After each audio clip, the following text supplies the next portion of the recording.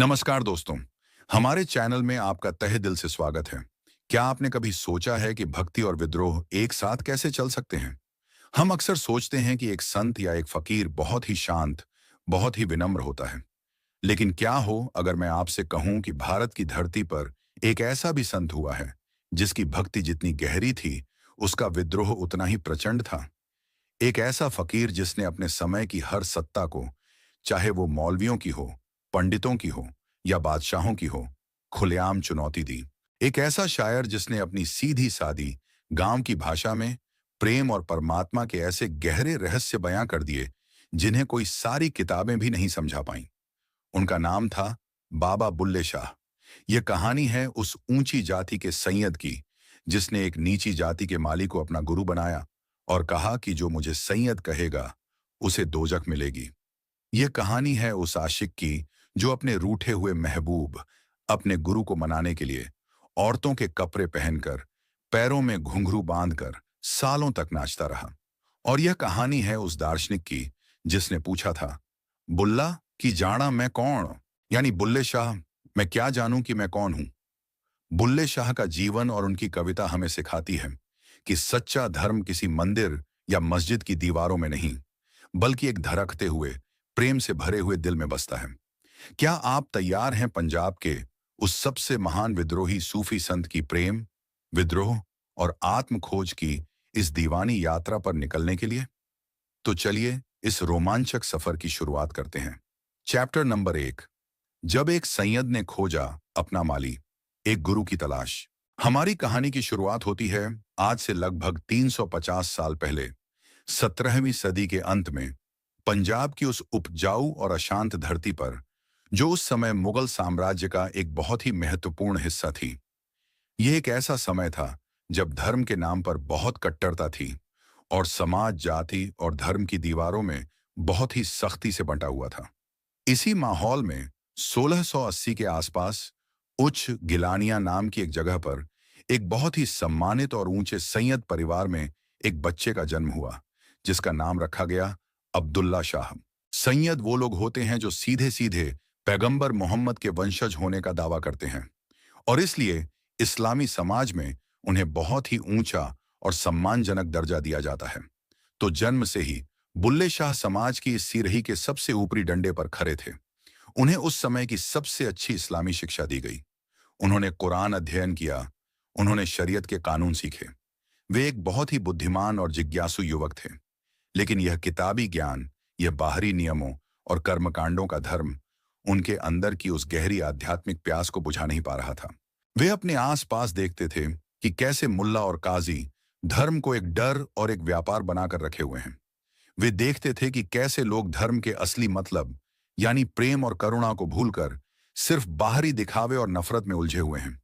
उनके अंदर एक बेचैनी थी, एक तड़प थी, उस असली, उस सच्चे यार को पाने की, जिसे लोग अल्लाह, राम या ईश्वर कहते थे। वे सिर्फ उसके बारे में अध्ययन करना नहीं चाहते थे, वे उसे अनुभव करना चाहते थे। वे उसके साथ एक होना चाहते थे। और इसी तरफ में, इसी खोज में, वे एक सच्चे मुर्शिद, एक सच्चे गुरु की तलाश में निकल गए। क्योंकि सूफी परंपरा में गुरु के बिना, मुर्शिद के बिना आप उस परम सत्य तक पहुंच ही नहीं सकते। गुरु वो आईना है जो आपको आपके अपने ही असली चेहरे से मिलवाता है। वे कई संतों, कई फकीरों से मिले, लेकिन उनके दिल को कहीं भी वो सुकून, वो खिंचाव महसूस नहीं हुआ। और फिर उनकी यह खोज उन्हें लाहौर शहर में एक ऐसे इंसान के पास ले आई जिसकी उन्होंने कल्पना भी नहीं की थी। वो थे शाह इनायत कादरी। शाह इनायत भी एक बहुत महान सूफी संत थे, एक पहुंचे हुए फकीर थे। लेकिन समाज की नजरों में वे एक नीची जाति के थे। वे एक अराई थे जो कि माली का, यानी बागबानी और सब्जी उगाने का काम करने वाली एक जाति होती है। अब आप उस समय के विरोधाभास को समझिए। एक तरफ था एक ऊंची जाति का, एक शिक्षित सैयद युवक जो सच्चाई की तलाश में है, और दूसरी तरफ था एक नीची जाति का, एक अशिक्षित माली जो उस सच्चाई को जी रहा था। किंवदंती है कि जब बुल्ले शाह पहली बार शाह इनायत से मिले तो वे अपने बगीचे में प्याज की छोटी छोटी पौध लगा रहे थे। बुल्ले शाह अपनी पूरी किताबी ज्ञान के अहंकार के साथ उनके पास गए और उनसे वो सबसे विशाल दार्शनिक सवाल पूछा, हजरत, मैं ईश्वर को कैसे पा सकता हूं? शाह इनायत ने उनकी तरफ देखा भी नहीं। वे बस अपना काम करते रहे और बहुत ही सरल, बहुत ही देहाती पंजाबी में जवाब दिया, ओ बुल्लिया, रब्दा की पौना, इधरों पुटना, ते उधर लौंडा। ये सुनकर आपका सिर चकरा गया होगा। इसका क्या मतलब है? हे बुल्ले, ईश्वर को पाने में क्या मुश्किल है? बस यहां से उखाड़ना है और वहां लगा देना है। ये कोई साधारण जवाब नहीं था। ये तो पूरे सूफी दर्शन का, पूरी आध्यात्मिकता का सार था, जो उस माली ने एक ही वाक्य में कह दिया था। बुल्ले शाह, जो इतने बुद्धिमान थे, वे इसका मतलब तुरंत समझ गए।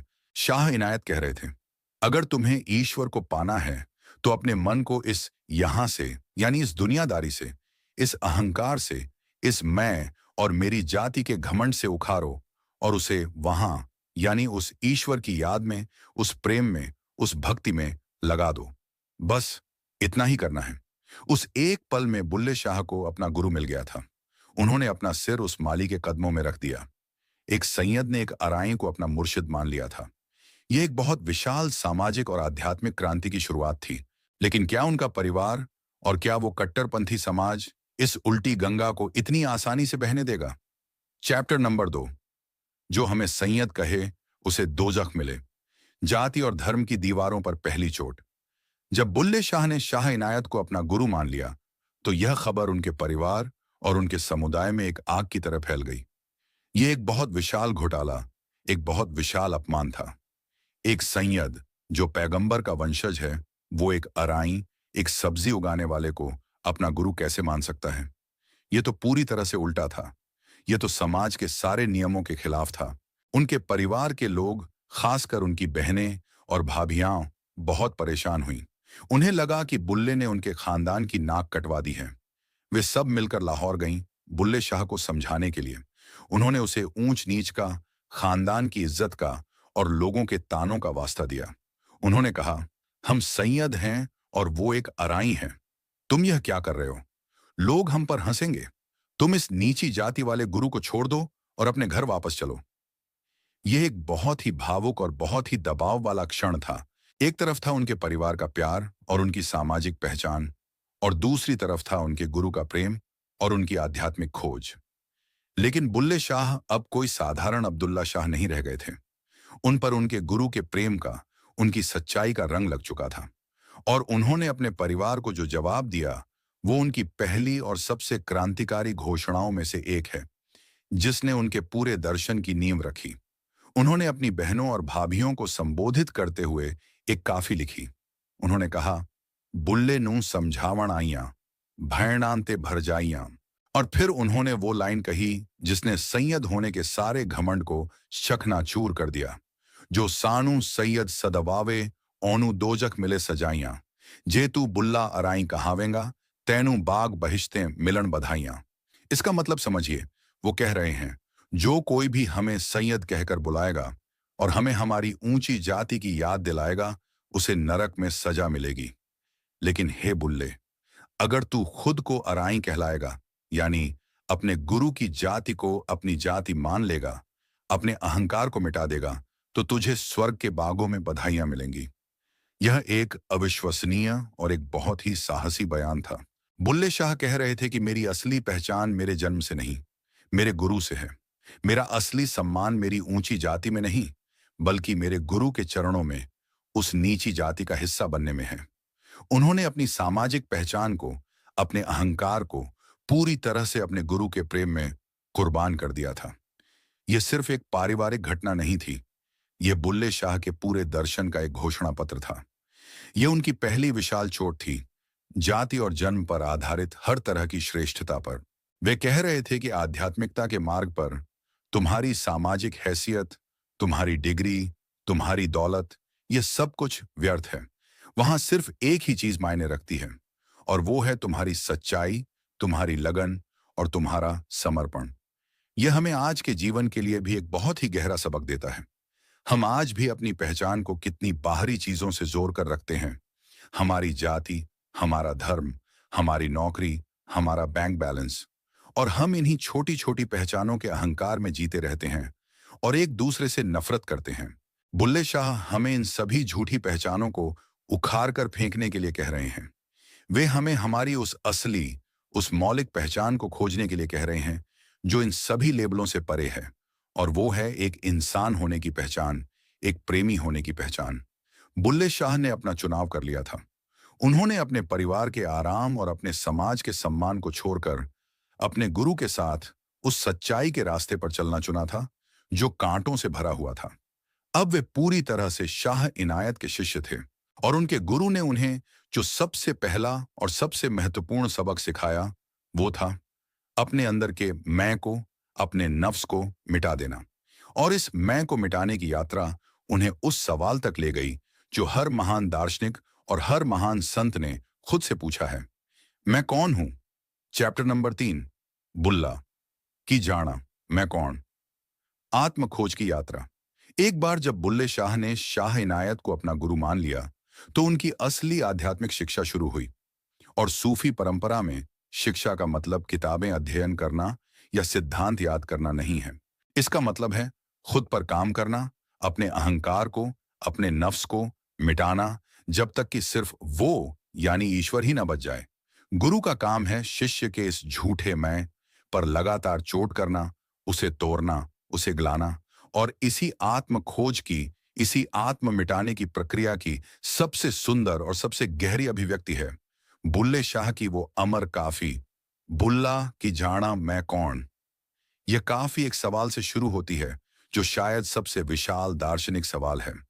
बुल्ले शाह, मैं क्या जानूं कि मैं कौन हूं? ये एक बहुत ही ईमानदार और एक बहुत ही भोली स्वीकारोक्ति है। एक ऐसा व्यक्ति जो इतना शिक्षित है, वो कह रहा है कि मुझे अपनी सबसे बुनियादी पहचान ही नहीं पता। और फिर इस सवाल का जवाब देने के लिए बुल्ले शाह एक एक करके उन सभी संभावित पहचानों को नकारना शुरू कर देते हैं, जिन्हें हम आमतौर पर अपनी पहचान मानते हैं। वे कहते हैं, ना मैं मोमिन विच मसीता, ना मैं विच कुफ्र दियां रीता, ना मैं पाकाम विच पलीता, ना मैं मूसा ना फिरौन। इसका मतलब है, न तो मैं मस्जिदों में रहने वाला एक मोमिन यानी विश्वासी हूं, और न ही मैं कुफ्र यानी अविश्वास के रीति रिवाजों का पालन करता हूं। न मैं पवित्र लोगों में गिना जाता हूं और न ही अपवित्र लोगों में। न मैं मूसा हूं और न ही फिरौन। यहां बुल्ले शाह अपनी धार्मिक पहचान को नकार रहे हैं। वे कह रहे हैं कि मैं इन अच्छे और बुरे, पवित्र और अपवित्र, मोमिन और काफिर, इन सभी खांचों से परे हूं। मेरी पहचान इन सामाजिक और धार्मिक लेबलों में नहीं मिल सकती। फिर वे आगे कहते हैं, न तो मैं वेद और किताबों यानी कुरान के अंदर हूं, और न ही मैं भांग और शराब में हूं। न मैं उन मस्त और खराब रहने वाले रिंदों यानी शराबियों में हूं, और न ही मैं जागने में हूं और न ही सोने में। यहां वे ज्ञान के बाहरी स्रोतों यानी किताबों को भी नकार रहे हैं, और साथ ही नशे या दूसरी दुनियावी पलायन की अवस्थाओं को भी। वे कह रहे हैं कि सच्चाई न तो सूखे ज्ञान में है और न ही नशे की बेहोशी में, और वो चेतना की सामान्य अवस्थाओं, जागने और सोने से भी परे हैं। वे एक एक करके हर संभव पहचान को काटते जाते हैं। वे कहते हैं कि मैं न तो आग हूं, न हवा, न पानी, न मिट्टी। मैं न तो हिंदू हूं, न तुर्क, न मैं लाहौर का हूं, न नगर का। वे अपनी राष्ट्रीय, अपनी भौगोलिक, अपनी शारीरिक हर पहचान को नकार देते हैं। यह एक बहुत ही शक्तिशाली प्रक्रिया है, जिसे योग और वेदांत में नेति नेति यानी यह भी नहीं की प्रक्रिया कहा जाता है। जब आप यह जान लेते हैं कि आप क्या नहीं हैं, तभी आप यह जान सकते हैं कि आप क्या हैं। तो जब बुल्ले शाह यह सब कुछ नहीं हैं, तो फिर वे हैं क्या? इस काफी के अंत में वे एक बहुत ही रहस्यमयी और बहुत ही सुंदर जवाब देते हैं। वे कहते हैं, अव्वल आखिर आप नू जाना, ना कोई दूजा होर पहचाना। मैं तो होर ना कोई स्याणा, बुल्ला शाह खरा है कौन। इसका एक गहरा मतलब यह है, मैंने शुरू में भी और अंत में भी सिर्फ स्वयं को ही जाना है, और मैंने किसी दूसरे को नहीं पहचाना। मुझसे ज्यादा बुद्धिमान और कोई नहीं है, क्योंकि मैंने उस एक को जान लिया है। तो फिर यह जो बुल्ले शाह के रूप में खरा है, यह कौन है? यहां बुल्ले शाह उस परम रहस्य की ओर इशारा कर रहे हैं। जब आप अपनी सारी झूठी बाहरी पहचानों को मिटा देते हैं, तो पीछे क्या बचता है?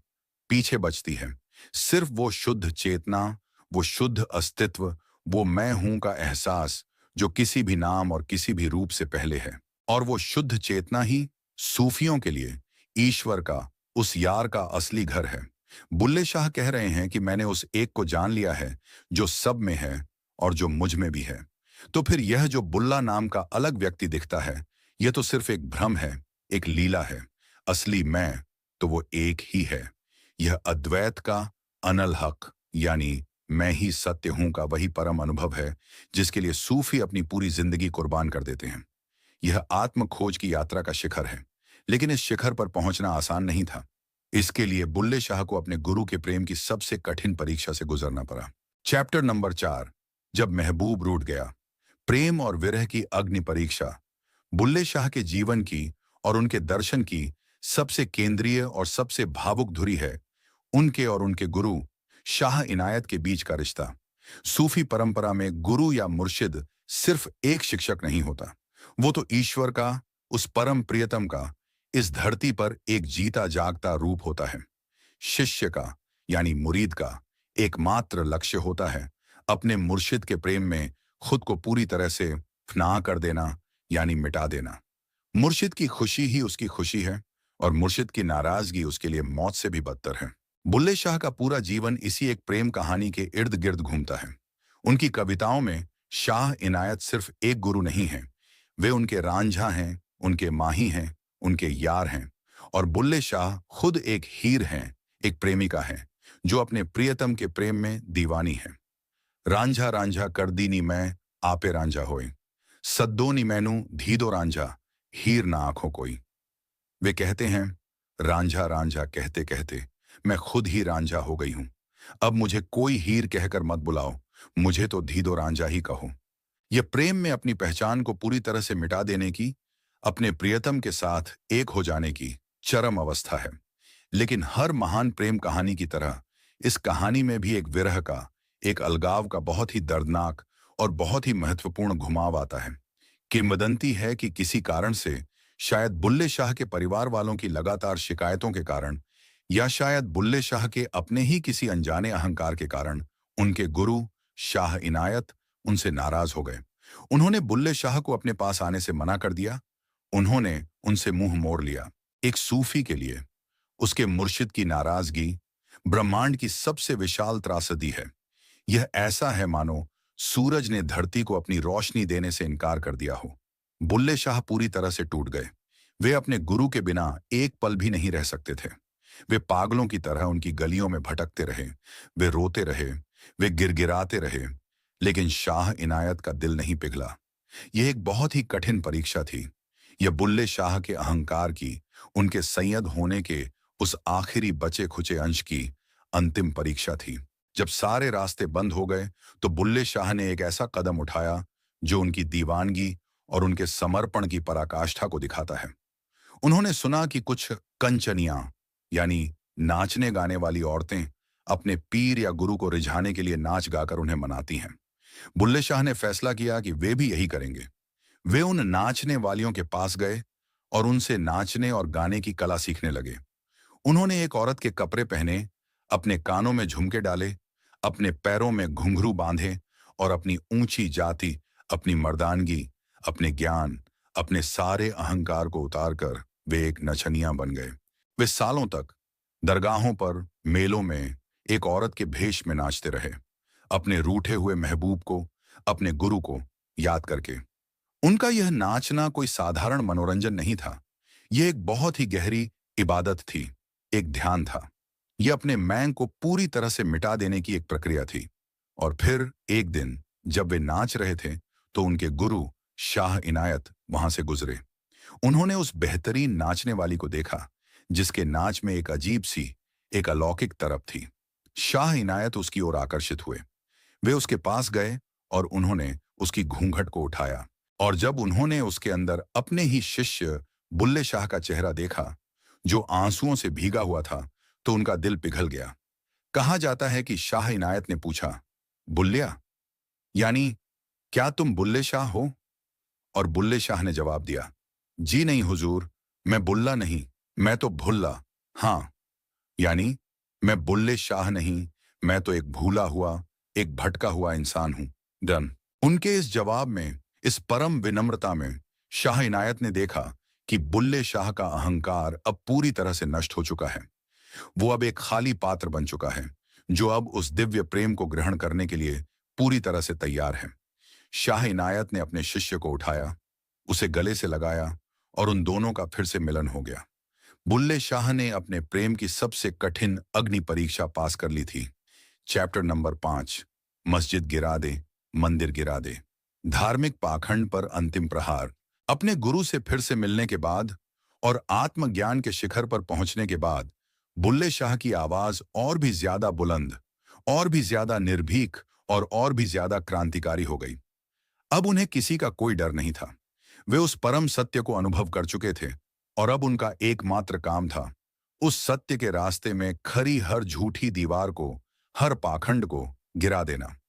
और उनकी इस विध्वंसक लेकिन उतनी ही रचनात्मक ऊर्जा का सबसे विशाल निशाना बने संगठित धर्म के बाहरी ढांचे, यानी मंदिर और मस्जिद।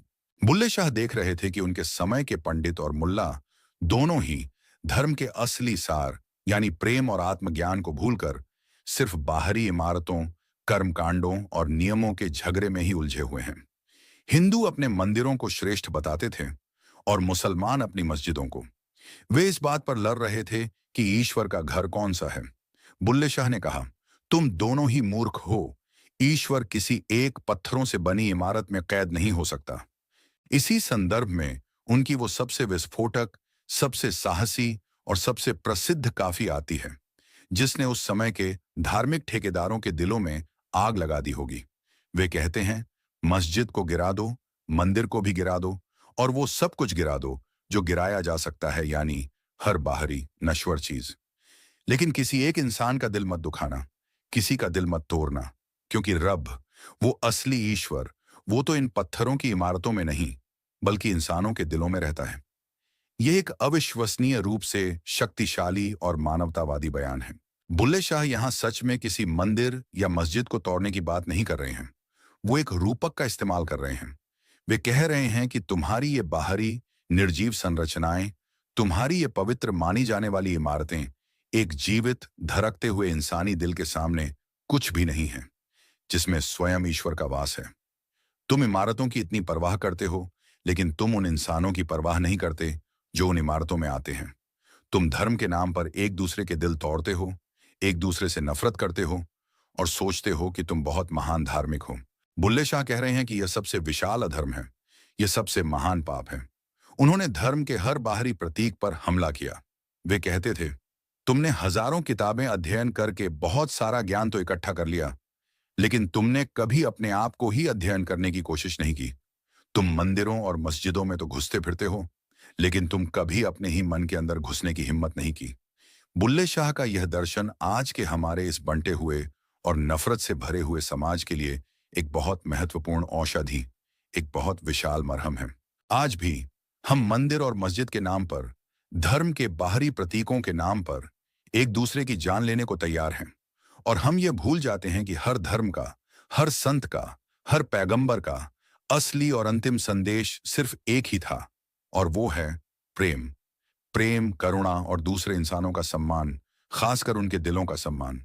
बुल्ले शाह हमें याद दिला रहे हैं कि सच्ची आध्यात्मिकता किसी खास इमारत, किसी खास किताब या किसी खास रीति रिवाज में नहीं है। वो तो एक रवैया है, एक दृष्टिकोण है दुनिया को देखने का। यह वो दृष्टिकोण है जो हर इंसान में, चाहे वो किसी भी जाति, किसी भी धर्म या किसी भी रंग का क्यों ना हो, उसी एक परम यार की सूरत को देखता है। लेकिन उस यार को, उस ईश्वर को हम अक्सर पहचान क्यों नहीं पाते। चैप्टर नंबर 6, यार को कैसे पाएं। पर्दा और उसका रहस्य। बुल्ले शाह का पूरा दर्शन, उनकी पूरी कविता बस एक ही चीज के इर्द गिर्द घूमती है, और वो है उस यार की, उस प्रियतम की, उस ईश्वर की खोज। लेकिन अगर वो यार हर जगह है, अगर वो हमारे अपने ही दिल में रहता है, तो फिर वो हमें दिखाई क्यों नहीं देता, हम उसे महसूस क्यों नहीं कर पाते। इस सवाल का जवाब देने के लिए बुल्ले शाह एक बहुत ही सुंदर और बहुत ही गहरे सूफी रूपक का इस्तेमाल करते हैं, और वो है पर्दा का रूपक। सूफी दर्शन के अनुसार हमारे और ईश्वर के बीच कोई वास्तविक दूरी नहीं है। वो हमसे दूर नहीं है, वो तो हमारी अपनी सांस से भी ज्यादा करीब है। लेकिन हमारे और उसके बीच एक पर्दा पड़ा हुआ है, एक हिजाब है जो हमें उसे देखने से रोकता है। और यह पर्दा किसी और चीज का नहीं, बल्कि हमारे अपने ही अहंकार का, हमारे अपने मैं का है। जब तक हम इस मैं के पर्दे के पीछे से दुनिया को देखते रहेंगे, तब तक हमें हर चीज अलग अलग, खंडित और अपने से जुदा दिखाई देगी। हमें मैं और तुम, मेरा और तेरा, हिंदू और मुसलमान दिखाई देगा। हमें यह एहसास ही नहीं होगा कि इन सभी अलग अलग रूपों के पीछे एक ही अखंड वास्तविकता, एक ही यार छिपा हुआ है। तो एक सूफी की, एक भक्त की पूरी आध्यात्मिक यात्रा और कुछ नहीं, बल्कि इस मैं के पर्दे को हटाने की, इसे फाड़ने की या इसे गलाने की ही यात्रा है। बुल्ले शाह अपनी कविताओं में बार बार इस पर्दे का जिक्र करते हैं। वे कहते हैं, घूंघट चुक ओ सजना, हुन शर्मा काहनू रखी वे। यह एक बहुत ही अंतरंग और एक बहुत ही साहसी पुकार है। एक दुल्हन की तरह वे अपने प्रियतम यानी ईश्वर से कह रहे हैं, हे मेरे सजना, अब तो यह घूंघट उठा दो। अब शर्माना कैसा? यह घूंघट वही अज्ञान का, वही द्वैत का पर्दा है। तो इस पर्दे को हटाया कैसे जाए? बुल्ले शाह कहते हैं कि इसका रास्ता है इश्क या प्रेम। यह कोई साधारण सांसारिक प्रेम नहीं है।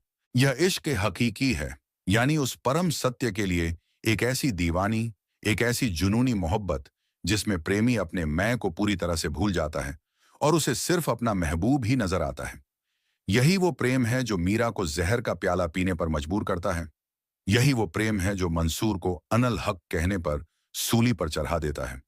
और यही वो प्रेम है जो बुल्ले शाह को अपने गुरु के लिए नाचने पर मजबूर कर देता है। जब आप इस तरह के प्रेम में होते हैं, तो आपका मैं अपने आप ही पिघलने लगता है। आपकी अपनी इच्छाएं, आपकी अपनी पसंद नापसंद, सब कुछ आपके महबूब की इच्छा में विलीन हो जाती है। और जिस पल आपका मैं पूरी तरह से मिट जाता है, उसी पल वो पर्दा भी हट जाता है। और तब आप देखते हैं कि जिसे आप बाहर खोज रहे थे, वो तो आप खुद ही हैं। तू ही तू, तू ही तू। तब आपको हर चेहरे में उसी का चेहरा नजर आता है। हर आवाज में उसी की आवाज सुनाई देती है। इधर भी तू, उधर भी तू, जिधर देखूं उधर तू ही तू। यह एक बहुत ही सुंदर और बहुत ही मुक्तिदायक दर्शन है। यह हमें बताता है कि हमें ईश्वर को पाने के लिए कहीं जाने की जरूरत नहीं है। हमें बस अपने अंदर के इस अहंकार के पर्दे को हटाने की जरूरत है। और इस पर्दे को हटाने का सबसे आसान, सबसे सीधा और सबसे आनंदमय तरीका है प्रेम। सभी प्राणियों से प्रेम करो, अपने गुरु से प्रेम करो और उस एक अदृश्य प्रियतम से प्रेम करो। यह हमें यह भी सिखाता है कि हमें दुनिया को एक नए नजरिए से देखना चाहिए। हमें चीजों की सतह पर ही नहीं अटक जाना चाहिए। हमें हर चीज के पीछे छिपे हुए उस दिव्य स्रोत को देखने की कोशिश करनी चाहिए। जब आप एक फूल को देखें, तो सिर्फ उसके रंग और उसकी खुशबू को ही न देखें, उस दिव्य कला को भी देखें जिसने उसे बनाया है। जब आप किसी इंसान से मिलें, तो सिर्फ उसके बाहरी रूप और उसकी पहचान को ही न देखें, उसके अंदर जल रही उस दिव्य ज्योति को भी देखने की कोशिश करें। यही है उस पर्दे के पार देखना। और इसी देखने की कला को सिखाने के लिए कबीर की तरह ही बुल्ले शाह ने भी एक बहुत ही खास गुरु की, एक सदगुरु की महिमा का गान किया। चैप्टर नंबर 7, मेरा मुर्शिद शाह इनायत, गुरु की परम महिमा। जैसा कि हमने पहले देखा, सूफी मार्ग पर गुरु या मुर्शिद का स्थान सबसे ऊंचा होता है।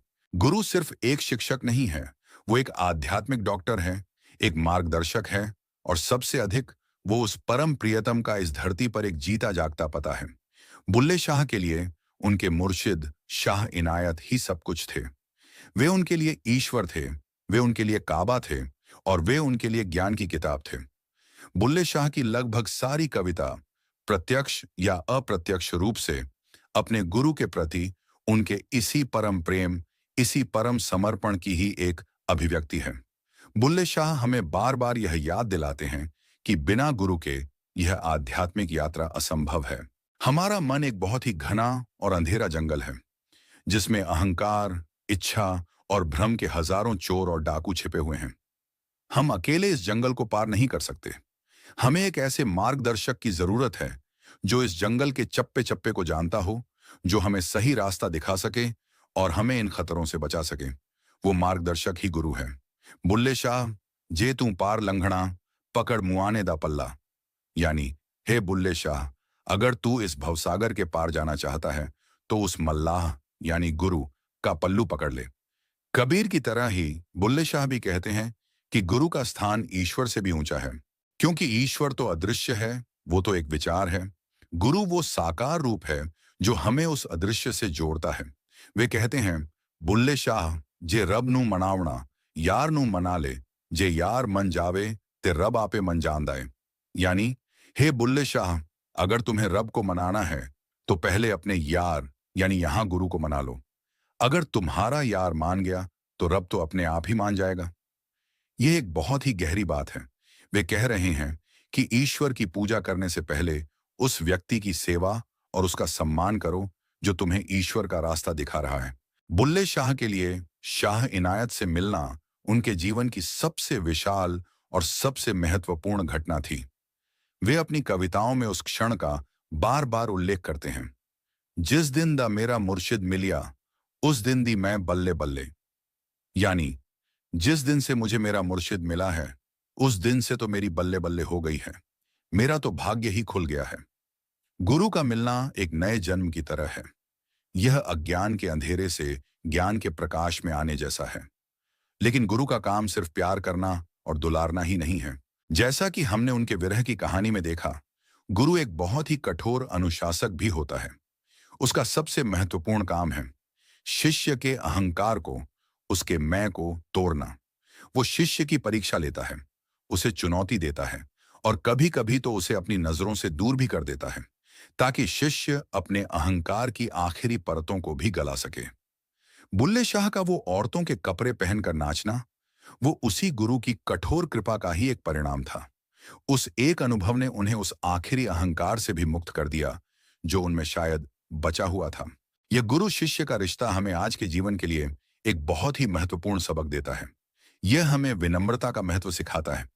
यह हमें सिखाता है कि हम कभी भी यह नहीं सोच सकते कि मैं सब कुछ जानता हूं। सीखने के लिए हमें हमेशा एक शिष्य बने रहने की जरूरत है। हमें हमेशा अपने से ज्यादा ज्ञानी और अनुभवी लोगों के सामने झुकने और उनसे सीखने के लिए तैयार रहना चाहिए। यह हमें यह भी सिखाता है कि जीवन में एक मेंटोर का, एक गाइड का होना कितना ज्यादा महत्वपूर्ण है। एक अच्छा मेंटोर हमें वो गलतियां करने से बचा सकता है जो हम शायद अकेले में करते, और वो हमारी प्रगति को कई गुना तेज कर सकता है। क्या आपके जीवन में कोई ऐसा शाह इनायत है, कोई ऐसा गुरु या मेंटोर जिसने आपको सही रास्ता दिखाया हो? कमेंट्स में हमें उनके बारे में जरूर बताएं। चैप्टर नंबर 8, नाच के यार मना लई, संगीत और नृत्य की आध्यात्मिक शक्ति। बुल्ले शाह की कहानी में और सूफी परंपरा में एक और बहुत ही सुंदर और बहुत ही अनूठा पहलू है, और वो है संगीत और नृत्य का आध्यात्मिक साधन के रूप में इस्तेमाल। जब हम आज धर्म या आध्यात्मिकता के बारे में सोचते हैं तो हमारे दिमाग में अक्सर एक बहुत ही गंभीर, एक बहुत ही शांत और एक बहुत ही स्थिर तस्वीर उभरती है। लेकिन बुल्ले शाह और दूसरे सूफी संतों ने हमें एक बिल्कुल अलग, एक बहुत ही जीवंत, एक बहुत ही आनंदमय और एक बहुत ही गतिशील रास्ता दिखाया। और वो रास्ता था संगीत, गायन और नृत्य का, जिसे समा या महफिल समा कहा जाता है। जैसा कि हमने बुल्ले शाह के अपने गुरु को मनाने की कहानी में देखा, उन्होंने अपने समर्पण को व्यक्त करने के लिए नृत्य का सहारा लिया। उनका वो नाचना कोई साधारण मनोरंजन के लिए किया गया नृत्य नहीं था। वो एक बहुत ही गहरी ध्यान की अवस्था थी।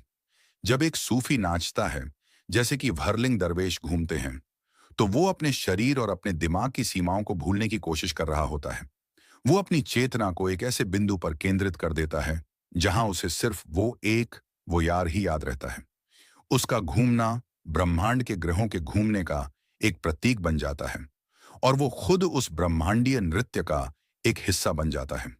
बुल्ले शाह की एक बहुत ही प्रसिद्ध काफी है, तेरे इश्क नचाया कर थया थया, और यानी तेरे इश्क ने मुझे थया थया करके नचा दिया है। यह उस दिव्य प्रेम की एक मस्ती, एक दीवानगी की अवस्था है जहां भक्त अपने होश हवास खोकर बस अपने प्रियतम की धुन पर नाचने लगता है। इस अवस्था में उसे इस बात की कोई परवाह नहीं रहती कि दुनिया क्या कहेगी, लोग क्या सोचेंगे। वो तो बस अपने प्रेम के आनंद में मग्न होता है। इसी तरह संगीत और गायन भी सूफियों के लिए इबादत का एक बहुत ही महत्वपूर्ण जरिया है। कव्वाली, जो आज भी दक्षिण एशिया में इतनी लोकप्रिय है, वो इसी सूफी परंपरा की देन है। सूफियों का मानना है कि संगीत की धुन और काव्यात्मक शब्द हमारे दिल पर सूखे, तार्किक शब्दों से कहीं ज्यादा सीधा और गहरा असर डालते हैं। संगीत हमारी भावनाओं को जगाता है, ये हमारे दिल के बंद दरवाजों को खोलता है और ये हमें एक ऐसी अवस्था में ले जा सकता है जहां हम उस दिव्य प्रेम को सीधे सीधे महसूस कर सकते हैं। बुल्ले शाह की अपनी कविता, जिसे काफी कहा जाता है, वो भी गाने के लिए ही लिखी गई थी। वो कोई विद्वान नहीं थे जो अपनी किताबें लिख रहे थे। वे तो एक लोक कवि थे जो गा गा कर, झूम झूम कर लोगों तक अपनी बात पहुंचाते थे। उनकी भाषा, उनकी धुनें, सब कुछ पंजाब की मिट्टी से, वहां के लोक संगीत से जुड़ी हुई थी और शायद इसीलिए उनकी बातें लोगों के दिलों में इतनी आसानी से उतर जाती थीं। ये परंपरा हमें क्या सिखाती है? यह हमें सिखाती है कि आध्यात्मिकता को हमेशा एक बहुत ही गंभीर, एक बहुत ही बोझिल चीज होने की जरूरत नहीं है। वो आनंदमय, वो उत्सवपूर्ण और वो रचनात्मक भी हो सकती है। ये हमें हमारे शरीर और हमारी भावनाओं को नकारने की बजाय उन्हें ही अपनी साधना का एक हिस्सा बनाना सिखाती है। ये हमें बताती है कि आप नाचते गाते हुए भी, झूमते हुए भी उस परम सत्य तक पहुंच सकते हैं। यह हमें कला की परिवर्तनकारी शक्ति की भी याद दिलाता है। एक कविता, एक गीत, एक नृत्य, ये सिर्फ मनोरंजन के साधन नहीं हैं। वे हमें हमारी रोजमर्रा की चेतना से ऊपर उठाकर एक ऊंची, एक ज्यादा सुंदर और एक ज्यादा सार्थक दुनिया की एक झलक दे सकते हैं। वे हमारी आत्मा को पोषण दे सकते हैं, ठीक वैसे ही जैसे भोजन हमारे शरीर को देता है। बुल्ले शाह का जीवन इसी कलात्मक और आनंदमय आध्यात्मिकता का सबसे विशाल उत्सव है। लेकिन यह आनंद सिर्फ व्यक्तिगत नहीं था। चैप्टर नंबर 9, जब इंसानियत ही धर्म बनी। बुल्ले शाह का मानवतावादी संदेश। अब जब हम बुल्ले शाह के जीवन और उनके दर्शन की गहराई में उतर चुके हैं, तो हम यह देख सकते हैं कि उनके सभी अलग अलग विचारों, उनके विद्रोह, उनके प्रेम और उनकी भक्ति के केंद्र में एक ही बहुत ही सरल और बहुत ही शक्तिशाली संदेश है, और वो है मानवतावाद। बुल्ले शाह कबीर की तरह ही एक महान मानवतावादी संत थे। उनके लिए किसी भी धर्म, किसी भी किताब और किसी भी नियम से ऊपर एक ही चीज थी, और वो थी इंसान और इंसानियत। जैसा कि हमने देखा, बुल्ले शाह ने हिंदू और मुसलमान दोनों ही धर्मों के बाहरी आडंबरों पर बहुत ही तीखा प्रहार किया। लेकिन उनका मकसद किसी भी धर्म को नीचा दिखाना नहीं था। उनका मकसद था लोगों को धर्म के इन बाहरी छिलकों के नीचे छिपे हुए एक ही सार्वभौमिक गूदे तक पहुंचाना, और वो गूदा था प्रेम, करुणा और सभी इंसानों की एकता। वे बार बार कहते थे कि राम और रहीम में कोई फर्क नहीं है, मंदिर और मस्जिद में कोई फर्क नहीं है। असली फर्क तो हमारे अपने दिलों में, हमारी अपनी नफरत और हमारे अपने अज्ञान में है। उनका यह मानवतावादी संदेश उनकी जाति व्यवस्था की कटु आलोचना में भी बहुत ही स्पष्ट रूप से दिखाई देता है। उन्होंने सिर्फ इसलिए जातिवाद का विरोध नहीं किया क्योंकि वे खुद एक नीची जाति के गुरु के शिष्य थे। उन्होंने इसका विरोध इसलिए किया क्योंकि यह मानवता के सबसे बुनियादी सिद्धांत यानी समानता के खिलाफ था। वे यह मानने को तैयार ही नहीं थे कि कोई भी इंसान जन्म के आधार पर किसी दूसरे से श्रेष्ठ या हीन हो सकता है। उनके लिए हर इंसान के अंदर उसी एक रब की, उसी एक ईश्वर की ज्योति जल रही थी।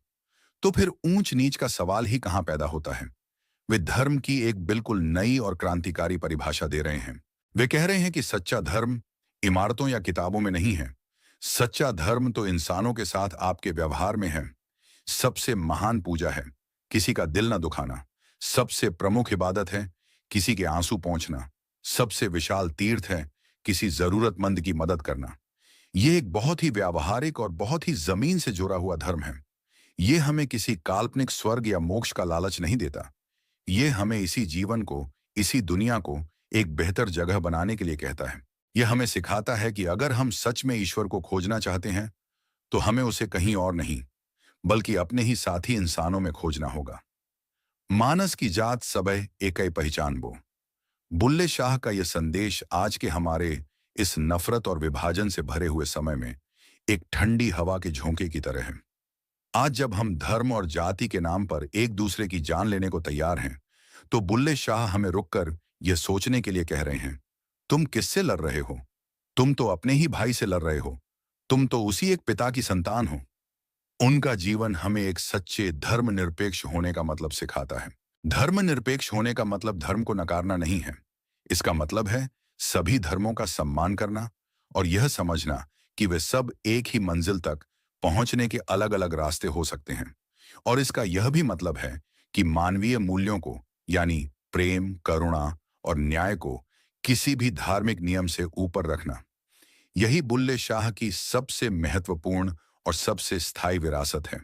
उन्होंने हमें एक ऐसा धर्म दिया जिसकी कोई दीवारें नहीं हैं, जिसकी कोई किताब नहीं है और जिसका कोई एक नाम नहीं है। उसका सिर्फ एक ही नाम है, इंसानियत। चैप्टर नंबर 10, एक विद्रोही की अमर आवाज। बुल्ले शाह की आज के लिए विरासत। हम बाबा बुल्ले शाह की इस दीवानी और ज्ञानवर्धक यात्रा के अंत पर आ गए हैं। हमने एक ऐसे संत को जाना जो अपनी ऊंची जाति को त्याग कर एक माली के पैरों में बैठ गया, जो अपने रूठे हुए गुरु को मनाने के लिए एक नचनिया बन गया और जिसने अपनी फक्कर आवाज से समाज के हर पाखंड पर चोट की। तो आज, लगभग 300 साल बाद, बुल्ले शाह हमारे लिए क्यों महत्वपूर्ण है? उनकी वो विद्रोही आवाज आज हमें क्या सिखाती है? बुल्ले शाह की सबसे मुख्य विरासत है साहस, सच बोलने का साहस, अपने दिल की आवाज सुनने का साहस और भीड़ के खिलाफ, परंपरा के खिलाफ अकेले खड़े होने का साहस। हम एक ऐसे समाज में रहते हैं जो हमें हर कदम पर फिट इन होने के लिए, दूसरों की तरह बनने के लिए दबाव डालता है। बुल्ले शाह हमें याद दिलाते हैं कि हमारी असली कीमत दूसरों की नकल करने में नहीं, बल्कि अपनी अनूठी, अपनी प्रामाणिक आवाज को खोजने और उसे दुनिया को सुनाने में है। चाहे वो आवाज कितनी भी अलग या कितनी भी विद्रोही क्यों ना हो। उनकी दूसरी मुख्य विरासत है प्रेम की परिवर्तनकारी शक्ति में उनका अटूट विश्वास। बुल्ले शाह के लिए प्रेम सिर्फ एक भावना नहीं था, वो तो एक पूरी की पूरी आध्यात्मिक यात्रा थी। एक ऐसा रसायन था जो इंसान को ईश्वर में बदल सकता था। उनका जीवन हमें सिखाता है कि हमें अपने जीवन में, चाहे वो हमारे काम के लिए हो, हमारे रिश्तों के लिए हो या हमारी अपनी आध्यात्मिक खोज के लिए हो, एक ऐसे जुनून को खोजना चाहिए जो हमें हमारे छोटे से मैं से ऊपर उठा सके। उनकी तीसरी विरासत है उनकी आलोचनात्मक चेतना। बुल्ले शाह ने हमें सिखाया कि हमें किसी भी चीज को, चाहे वो कितनी भी पुरानी या कितनी भी पवित्र क्यों ना हो, आंख बंद करके स्वीकार नहीं कर लेना चाहिए। हमें हर चीज पर सवाल उठाना चाहिए, हर चीज को तर्क की कसौटी पर कसना चाहिए। यह हमें अंधविश्वास से, कट्टरता से और हर तरह के शोषण से बचाता है। यह हमें एक जागरूक और एक स्वतंत्र विचारक बनाता है। और अंत में बुल्ले शाह की विरासत है आशा और आनंद का संदेश। उनकी कविता में बहुत दर्द है, बहुत तड़प है, लेकिन उसमें कहीं भी निराशा या करवाहट नहीं है। वो एक उत्सव है, जीवन का, प्रेम का और उस एक यार के साथ मिलने की खुशी का। उनका नाचना, उनका गाना, ये सब हमें याद दिलाता है कि आध्यात्मिकता को हमेशा एक गंभीर और बोझिल यात्रा होने की जरूरत नहीं है। वो एक आनंदमय, एक मस्ती से भरी हुई यात्रा भी हो सकती है। कहा जाता है कि जब बुल्ले शाह की मृत्यु हुई तो कट्टरपंथी मुल्लाओं ने उन्हें एक विधर्मी कहकर उनका जनाजा पढ़ने से इनकार कर दिया था। उन्हें शहर के बाहर दफनाया गया। लेकिन आज उनकी वो दरगाह लोगों के लिए, चाहे वो हिंदू हों, मुसलमान हों या सिख हों, एक बहुत विशाल तीर्थ स्थान है, जबकि उन मुल्लाओं का नाम भी कोई नहीं जानता। ये दिखाता है कि नफरत की आवाजें कितनी भी ऊंची क्यों ना हों, अंत में जीत हमेशा प्रेम की ही होती है। बुल्ले शाह की वो विद्रोही, वो प्रेममयी आवाज आज भी जिंदा है। कव्वालों की आवाजों में, लोक गायकों के गीतों में और हर उस दिल में जो सच्चाई और प्रेम की तलाश में है। और इसी के साथ दोस्तों, हम आज इस अद्भुत यात्रा के अंत पर पहुंचते हैं। इस प्रेरणादायक जीवनी के आधार पर हमने साथ मिलकर यह जाना कि कैसे सच्ची भक्ति किसी भी धार्मिक बंधन से परे होती है और कैसे प्रेम और विद्रोह एक ही सिक्के के दो पहलू हो सकते हैं। मुझे उम्मीद है कि इस ऑडियो बुक के जरिए हमने जो कुछ भी सीखा है वह सिर्फ सुनने तक ही सीमित नहीं रहेगा, बल्कि आपके जीवन का मार्गदर्शन भी करेगा। याद रखिएगा, यह ज्ञान केवल जानकारी नहीं है, बल्कि आपके भीतर की अपार क्षमता को जगाने की कुंजी है। यह ऑडियो बुक आपको यह सिखाती है कि कैसे सामाजिक पाखंडों पर सवाल उठाएं, कैसे अपनी सच्ची पहचान की खोज करें, कैसे प्रेम और समर्पण की शक्ति को समझें और कैसे सभी इंसानों में एक ही ईश्वर को देखें। लेकिन सबसे महत्वपूर्ण, यह आपको यह भी सिखाती है कि आप कितने शक्तिशाली हैं और आपके अंदर अपनी सच्चाई के लिए खड़े होने और एक प्रामाणिक जीवन जीने की कितनी क्षमता छिपी हुई है। अब जब आप इस ऑडियो बुक को सुनना समाप्त कर रहे हैं, तो मैं आपसे एक अनुरोध करना चाहता हूं। इन सिद्धांतों को याद रखें, इन पर विचार करें और इन्हें अपने दैनिक जीवन में लागू करने का प्रयास करें। और हमेशा याद रखें, आपके भीतर असीम शक्ति है और आप जो भी चाहें पा सकते हैं। आपके इस बहुमूल्य समय के लिए और इस यात्रा में मेरे साथ जुड़ने के लिए दिल से धन्यवाद। मैं उम्मीद करता हूं कि आपको यह ऑडियो बुक पसंद आई होगी और इसने आपको अपने मन की शक्ति और नियंत्रण के बारे में कुछ नया सीखने को मिला होगा। अगर आपको यह ऑडियो बुक पसंद आई, तो इसे लाइक करें, अपने दोस्तों और परिवार के साथ साझा करना ना भूलें, ताकि वे भी इस ज्ञान का लाभ उठा सकें। और हाँ, हमारे चैनल को सब्सक्राइब करना बिल्कुल ना भूलें, ताकि आपको ऐसी ही और प्रेरणादायक और ज्ञानवर्धक ऑडियो बुक्स मिलती रहें। और हाँ, अपनी प्रतिक्रिया हमें कमेंट में जरूर बताएं। आपके विचार और सुझाव हमारे लिए बहुत ही ज्यादा महत्वपूर्ण हैं और हमें भविष्य में और भी बेहतर ऑडियो बुक्स बनाने में मदद करेंगे। तो कृपया कमेंट सेक्शन में अपनी राय जरूर दें। हम जल्द ही एक और नई ऑडियो बुक के साथ वापस आएंगे। तब तक के लिए अपना ख्याल रखिए, सीखते रहिए और हमेशा अपने लक्ष्यों की ओर आगे बढ़ते रहिए। याद रखें, आपके सपने सच हो सकते हैं।